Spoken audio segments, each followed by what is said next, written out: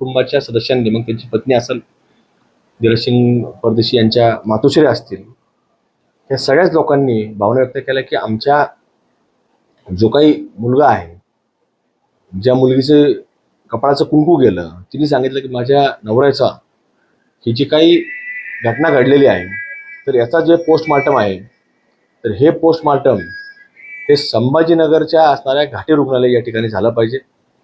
ते संध्याकाळी आता घाटी रुग्णालयाला गेलेले आहेत.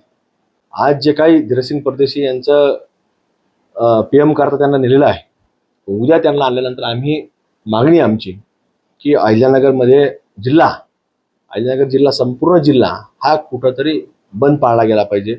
आणि घटना अत्यंत तीव्र आहे, कारण आज त्या एखाद्या व्यक्तीवर आली, तो काय स्वतःच्या घरचं काम किंवा खाजगी कामं करता गेलेला नव्हता, तो सार्वजनिक काम करण्याकरता गेलेला होता.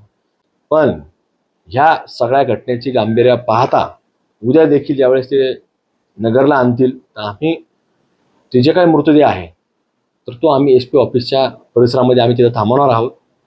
आणि आमच्या ज्या मागण्या आहेत याच्यामधले मुख्य आरोपी हे कुठंतरी अटक झाले पाहिजेत, कारण की आताही चातुर्मातुर लोक अटक त्याच्यामध्ये केले असं माहिती मिळते. अजून काय आम्हाला नावं निष्पन्न झालेलं नाही, आम्हाला काही माहिती नाही की कोण झाले काय नाही. घटनाक्रम अजून आम्हाला त्याचा उलगडा झालेला नाही की कशा प्रकारची घटना किंवा काय घडलेलं आहे. पण याच्यामध्ये मुख्य आरोपी वेगळे आहेत, याच्यामध्ये घडून आणणारे लोक वेगळे आहेत, की याच्यामध्ये सुरुवातीपासून, कारण ते 1:30 वाजता त्या परिसरात गेलेत आणि घटना 4च्या नंतर घडलेली, म्हणजे 3-3 तासाचं त्यामध्ये अंतर आहे. त्यामुळे सगळा भाग संशयास्पद आहे. त्यामुळे आम्ही जोपर्यंत ही सगळी घटना समोर येत नाही, मुख्य आरोपी अटक होत नाहीत की का घडलेलं आहे, ह्या सगळ्या मागण्यांच्या वरती आमचं उद्या आम्ही ठरवणार आहेत.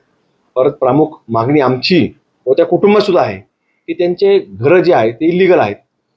त्यांचं अशी एवढी मोठी घटना, एखाद्याच्या कपडाचं कुंकू जातं, एखाद्या आईचं लेकरू तुम्ही हिसकून नेत आहे आणि त्याचं काही कारण नाही, फक्त कपाळाला एक भगवा टिळा आहे, म्हणून असं कृत्य घडत असताना आपल्याला पाहायला मिळतं. त्यामुळे त्या लोकांचं घरं देखील पाडले गेले पाहिजे. या सगळ्या मागण्यांवरती आम्ही ठाम आहोत आणि त्याच्यामुळे आम्ही उद्या आमच्या मागण्या मान्य होत्या, आम्ही तिथं ती घेऊन जाणार आहे.